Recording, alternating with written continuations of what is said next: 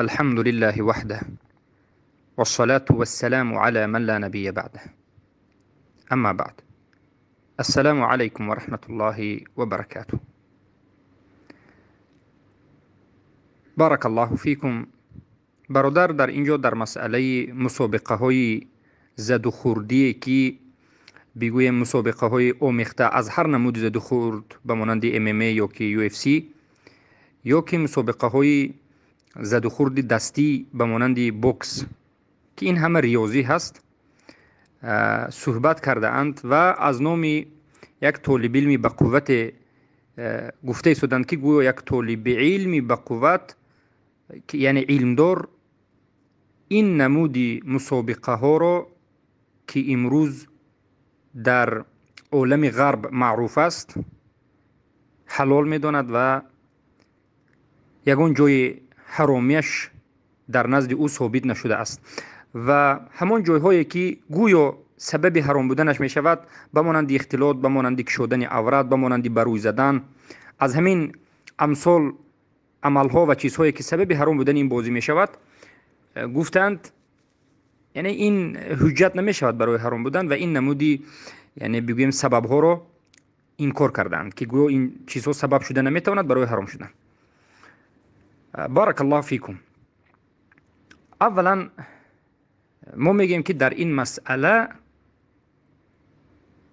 ما باید به علما پیروی بکنیم، نه به یک طالب علمی که البته از نظر شخصیت شاید صحبت کرده باشد، شاید در نزد او حجت ثابت نشده باشد و شاید نفهمیده باشد و شاید خودش همین بازی رو دوست دارد و به خاطر هوای هوسش به این چیز رفته باشد. اما علمای کبار بمانند بگویم ابن باز، از ابن باز در این مسئله سخن است، بمانند علمای لجنه دائمه یعنی علمای کبار یک چند عددی زیاده یک مسئله به فتوا میتیند، علمای لجنه دائمه از علمای کبار و این چنین بارک الله فیکم شیخ ابن عثیمین در این مسئله شاگرداشون روایت میکنند و این چنین حتی از شیخ علی ابن خضیر هم این مسئله پرسیده شده و جواب مختصر به حرام بودنش میدهند. همه این علما میگویند که برای مشق کردن برای همین نمودی بگویم ریاضه، همین نمودی این ورزش رو آموختنش جایز است. برای آموختن، برای به قوت شدن خودتون اگر تعلیم بگیرید، در حالت تعلیم گرفتن هم یا تعلیم دادن هم برای کسی نزنید و به قاعده‌ای که شرعی هست تعلیم بگیرید برای اینکه قوی باشید، زیرا مؤمن قوی برای بگویم اسلام ضرور است و مؤمن قوی بهتر است از مؤمن ضعیف و این جایز است، این بهترین است و باکی ندارد.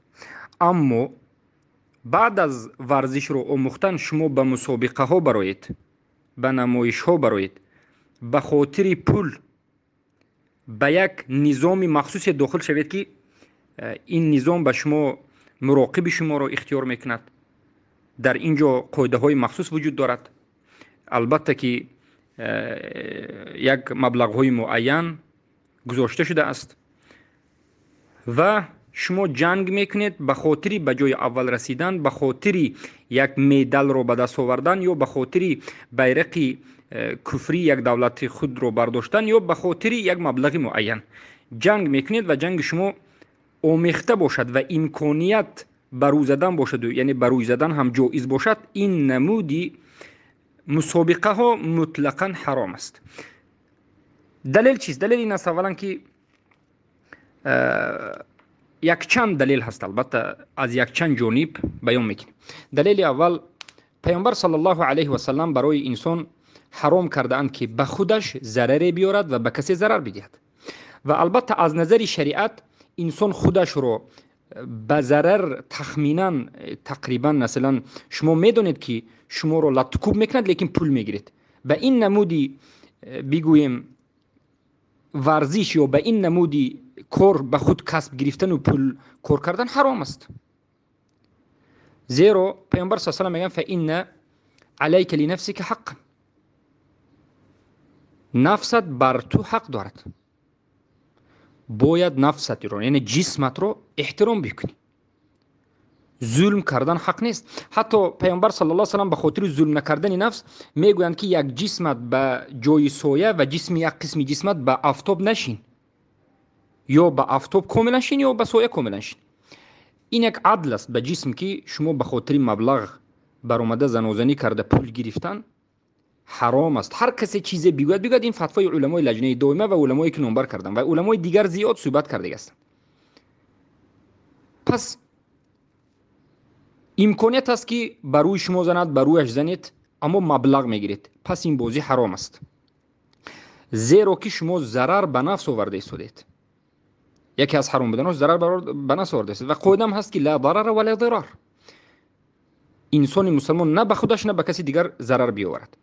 بعضی هم میگن که مثلا امروزه ورزش کننده هایی که به این مسابقه مشغول میشوند، به یو اف سی، ام ام ای و بوکس، میروند در اروپا با کافرهای حربی جنگ میکنند. بگذارید کافرها رو بزنند. ما میگیم که بله اگر کافرها رو زنند باکی ندارد، لیکن این کافرها رو به خاطر الله زدن است، به خاطر پول زدن است. و یا خود شما هم به قاعده این نمود ورزش خود شما هم شرط خوردن شما هم است، خود شما هم مغلوب شدن است در دایره این نظام. از همین جهت حرام است که شما می روید، اگر شما نتوانید زده، به دهان بینی شما و بروی شما از جانب یک کافر یا از جانب کسی دیگر ضربه آمدنش امکانیت دارد یا ندارد؟ بله دارد. وقتی که امکانیت ضربه زدن به جانب شما از طرف دیگر وجود دارد، به خاطر مبلغ و به سابق به خاطر خرسان کردن مشاهده کنندگان بالخصوص کفار، این حرام است. یعنی شما خودتون رو به خاطر مبلغ و به خاطر خرسان کردن گرد و اطراف در اونجا میگذارید تا که جنگ شود، شما نتوانید او روی شما رو خونالود و میزند. حرام است. مسئله بروی زدن این مسئله عادی نیست. شما فکر نکنید که زدن شما فقط حرام است، نه، بلکه زدن وای طرف هم بروی شما حرام است. شما نباید موافق کنید که کسی رو برویش زنید یا کسی بروی شما بزند. به این نمود مسابقه امضا گذاشتن و رفتن و شرکت کردن 100% حرام است و به این علمای اهل سنت و جماعتی که کبار هستند، از لجنه علمای کبار و نامهای علمایی که گرفتم، همه صحبت کردند. این یکم مسئله از جانب ضرر نآورید، لا ضرر ولا ضرر. از جانب دوم، بارک الله فیکم، الله سبحانه و تعالی یک چیز رو وقتی که حرام میکند، پول مبلغ همین چیز هم حرام میشد. وقتی که بروی زدن حرام است و مسابقه که آمیخته است یا که بروی زدن هست، در اونجا شما به این مسابقه اشتراک میکنید، بروی وای میزنید، بروی شما میزنید، خواهید نخواهید، و بالاخره مخالفت شریعت که شد، عمل که حرام شد، مبلغی که از اونجا میبیاد حرام است. چخیلی که پیامبر صلی الله علیه و سلم در حدیث گفتند ان الله اذا حرم شیئا حرم ثمنه. الله زمانی که یک چیز حرام میکند، مبلغی که از همون چیزی حرام میآید حرام است. بارک الله فیکم. چیز حرام است، تجارت کردن این هم حرام است. یک نمود مسابقه حرام است، از همون پول به دست آوردن حرام است. بارک الله فیکم. پس یک مسابقه که به خاطر مبلغ شما بازی میکنید و نتیجه همون مبلغ حرام است، پس اینم دومین سبب حرام بودنی همون مسابقه میکند. وقتی که مقصد شما پول کار کردن است، نتیجه چی میشود؟ نتیجه پول که حرام شد، مسابقه حرام است. یا مشهور شدن باشد. مشهور شدن که البته در بین کفار مسلمین این چنین مشهور شدن ها جایز نیست، حرام است. این دومین نمودی این سببی حرام بودن این بازی است. سیومین نمودی حرام بودنی، بگویم سیومین سبب حرام، سیومین علت و سبب حرام بودن این بازی، بارک الله فیکم، شما برای خرسند کردن کفار یک محرمات رو به جا آورده، یعنی دهن بینی او رو میزنید، او دهن بینی شما رو میزند. یعنی جنگی که شرط بینات کم دارد و جنگ آمیخته است. مقصد چیست؟ مقصد اساسی این نمود بازی ها چیست؟ خرسان کردن کفار است. البته مسابقه های باشد که به مانندی بگویم گوشتین گرفتن، بربه، این نمود بازی هایی که می شود باکی ندارد. یا که این نمودی بازی ها بالخصوص در بین مسلمان ها شاید مسلمان ها هم خرسند شند هم ببینند مسابقه‌ای که بروی زده نمیشد بهترین است. اما امروز ما میبینیم که این نمودی مسابقه ها برای خصوصا پولدارها بینات خرسندی میکنند، مبلغ گذاری میکنند و غیره و غیره. برای انا همون اکثری کفار یا فسوق این عمل انجام شده و شما سبب شده ایستادید که همون کفار و همون فسوق و همون قماربازها در همین روز جمع بشود این عمل را انجام دهد. این یکی از سبب های دیگر است. سبب دیگری حرام بودن این چیز، سبب چهارمش اگر بگیم، این مکانی هست که مکانی اختلاط است. یعنی زن و مرد، زنهای برهنه و بگوییم در هر یک دور یک، دور دو، ما میگیم راوند یک، راوند دو باشد. دور یک، دور دو، یک زنی لوچه بر اومدن، یا که پیش از بازی و بعد از بازی بر اومدن، یا که انا در همونجا مخصوص نمایش دادن زنهای بدنش برهنه در تلویزیون که تماشابینه هم میبیند، یا که خودی همون مردم میبیند. این هم حرام است. نظر کردن به زنی یک لوچه که بدنش میبینید این حرام است. به مویش نظر کردن، در همونجا بازی کردن، یا شما بازی بکنید و فاحشه های این بگوییم زنهایی که انا همچنین کفار هستند و برهنه هستند به اینجا بیاند و آمیخته مسلمانی اینو زنها شدن، این چیز عادی کردن به همین واسطه این حرام است. یعنی این مسابقه سبب میشد که اختلاط عادی باشد، مسلمان ها بین زنهای کفار و لوچ و برهنه و اینو همراه بگردند. این چیز تماشا کردنش برای مسلمان ها عادی بشود، برای فرزندای ما عادی بشود. این برای همین چیزها ساخته شده است و این چهارمین سبب حرام بودنش است. و پنجمین سبب حرام بودنش این کشوده بودن عورت است. این طالب علم بقواد یکی از جهالتشون همین است که گفتند عورت حبیب پوشیدگی است، تمام است. اگر حبیب شلوار پوشیده یک دیگر از بالاش خلط پوشیده برات هم این بازی حرام میشد، برای که عورت فقط حبیب در اینجا صحبت کرده نمیشد، عورتی طرف مقابل حبیب هم میشد. ما وقتی که مسابقه میشود تماشا میکنیم، یا خودی حبیب وقتی که مسابقه میشود تماشا خودش همون طرف مقابلش میبینه. مثال یا یک مسلمان غیر از حبیب، یک مسلمان دیگر وقتی که به همین مسابقه خطا میکنه بازی میکند، طرف مقابلش اگر یک کافر باشد وقتی که به یک لباس تکپوش می آید که تماما سانی پایش کاملا می نماید، بینهایت در بالا هست، عورتش می نماید، در این حالت البته این گناه کبیر است عورت یک مرد رو دیدن. و عورت این مرد سبحان الله در تلویزیون ها وقتی که همه ما مخلص میشیم تماشا میکنیم، مثلا فرزندهای ما تماشا میکنه، چی است؟ اینم یکی از سبب‌های حرامش است. همون علمایی که من نمبر کردم همین سبب ها که حرام کردن. ما باید نظری وسیع بکنیم. امروز به مسلمان ها عادی شده است که عورت یک مرد یا زن رو ببیند، از سبب اینکه ما در بین کفار آمیخته شدیم. حتی امروز انسان ها اعوذ بالله به درجه اومدن که لوچ بینند هم پروا نمیکنند. این همش از سبب نبودن عقیده، از سبب نبودن توحید، از سبب نبودن غیرت و تو به روز دیوز شدن است. فقط یک مرد مسلمان اگر به این بازی رود، ما سر لباسی عورت مرد مسلمان نه، طرف مقابلش رو هم باید بینیم که این بازی اجازت میدهد که عورت مثلا بلوک شده باشد. بله، اما در بالای عورت اختلاف است گفتن و امام بخاری رو مثال آوردن. این یک جهالت است، این یک جهالت است.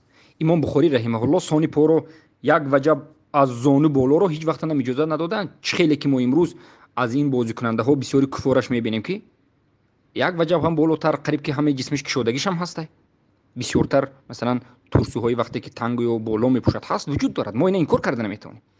اما امام بخاری رحمه الله از زانی بالا میگند اگر کمی زانی هم نماید یک انگشت دو انگشت بوکه ندارد میگند. معنای این سخنی نیست که شما سانی پا رو کشوید، سانی پا عورت است. این به اتفاق علما است.